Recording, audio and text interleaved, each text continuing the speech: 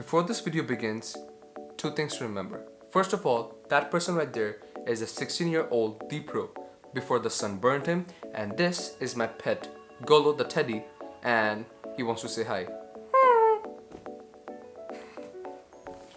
Damn, it's weird.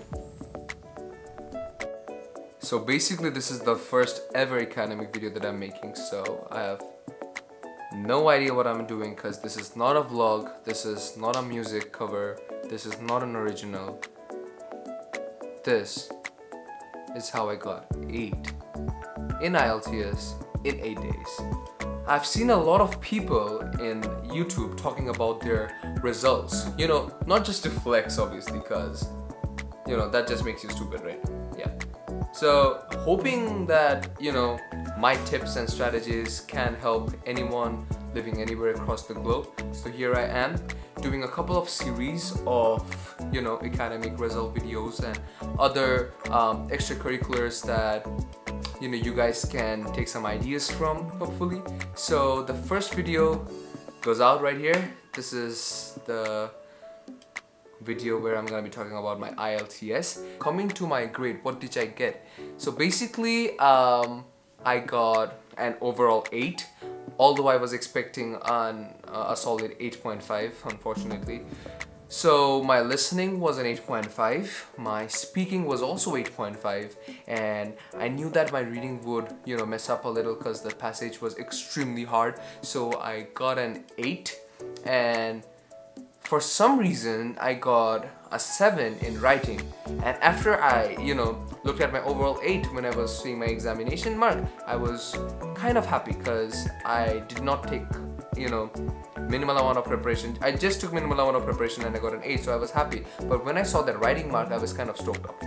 But then I realized, and after further research, I realized that 7 was the highest mark given in our city, in fact our country. The highest was 7.5, which was actually received 2 years back. So I was kind of, that kind of gave me a bit of comfort, I guess. However, I still wondered that what do those examiners look for in that 2 piece of crap writing tasks. So basically those were my marks: 8.5, 8.5, 8 and 7.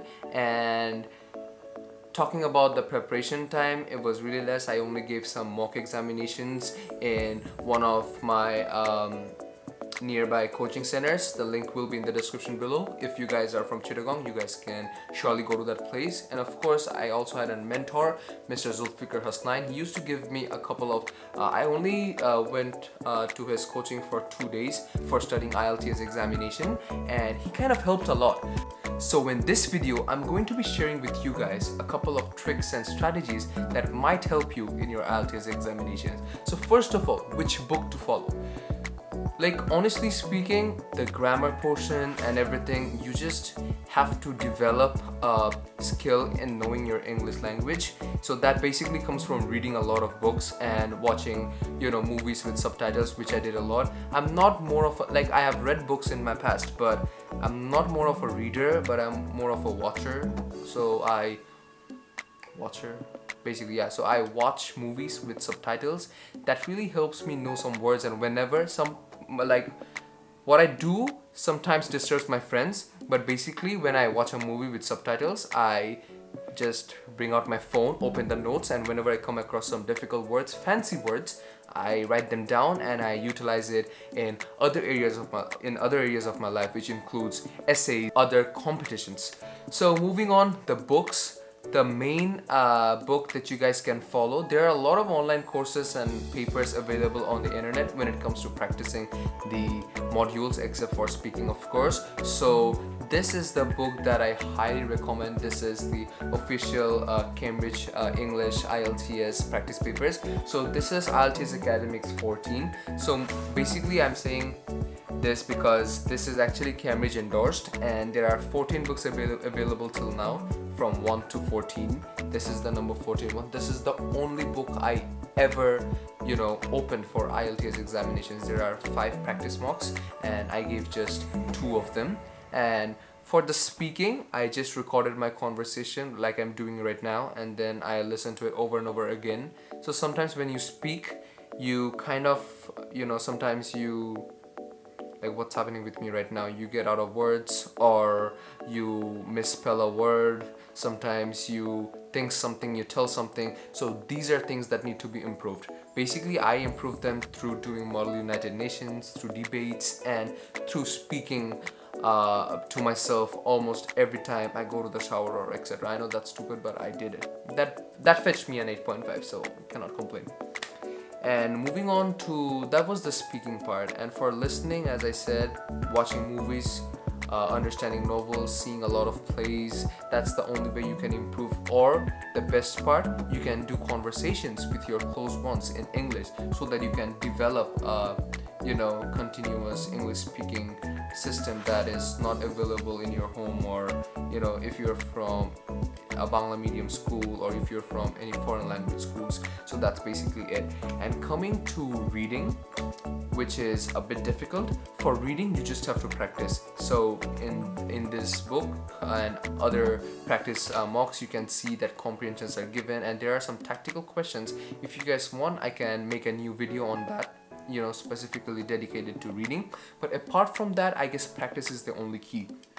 Overall, I practiced only 7 to 8 reading mock papers, and that was basically it for knowing the gist, because once you know the system, it's all good.